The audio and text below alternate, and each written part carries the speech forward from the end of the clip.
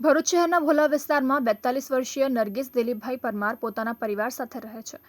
તેઓ યોગ શિક્ષક છે, એટલે શારીરિક રીતે એકદમ ફિટ રહે છે, પરંતુ તેઓએ ભરૂચ જિલ્લામાં પ્રથમ વખત 1 માર્ચ ભરૂચના વર્ષો જૂના શ્રી બટુકનાથ સાર્વજનિક વ્યાયામશાળા દ્વારા આયોજિત નટવર જાદવ જલદ ચાલ સ્પર્ધામાં 40થી 50 વર્ષના ગ્રુપમાં સાંઈ મંદિરો ખાતે ભાગ લીધો હતો, જેમાં નરગીસ પરમારે બહેનોની 3 કિલોમીટર જલદ ચાલ સ્પર્ધામાં ભાગ લઈને પોતાનું અંતર 8 મિનિટ 42 સેકન્ડમાં પૂર્ણ કરીને પ્રથમ ક્રમાંક મેળવી જિલ્લામાં પોતાનું નામ રોશન કર્યું હતું। તે માટે તેમણે શ્રી બટુકનાથ વ્યાયામશાળા દ્વારા મેડલ અને સર્ટિફિકેટ આપીને સન્માનિત કર્યા હતા।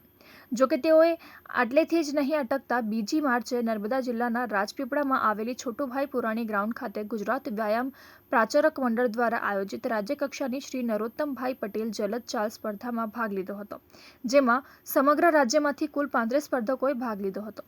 આ સ્પર્ધામાં પણ નરગીસ પરમારે 5 કિલોમીટરની જલદ ચાલ સ્પર્ધામાં 44 મિનિટ 49 સેકન્ડમાં પોતાનો રાઉન્ડ પૂર્ણ કરીને પ્રથમ ક્રમાંક મેળવી સમગ્ર રાજ્યમાં ભરૂચ જિલ્લાનું ગૌરવ વધાર્યું છે। મારું નામ નરગીસ પરમાર છે અને હું ભરૂચ જિલ્લામાં રહું છું અને આપણે અહીંયા ભરૂચ જિલ્લાની એક જલદ ચાલ સ્પર્ધા થયેલી, જેમાં અપ ટુ 40 ના એજ ગ્રુપ માટે જલદ ચાલ સ્પર્ધા હતી।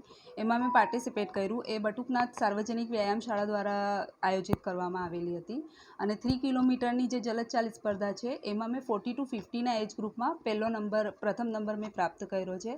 એના પછી રાજ્યકક્ષાની જે જલદ ચાલ સ્પર્ધા હતી એ આપણે રાજપીપળામાં યોજાયેલી હતી અને એમાં પણ મારો ફર્સ્ટ નંબર આવ્યો છે અને હવે હું નેશનલની તૈયારી માટે રેડી છું।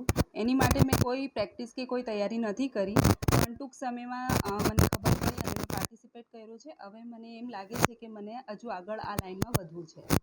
મોટિવેશન માટે શું કહેશો તમે?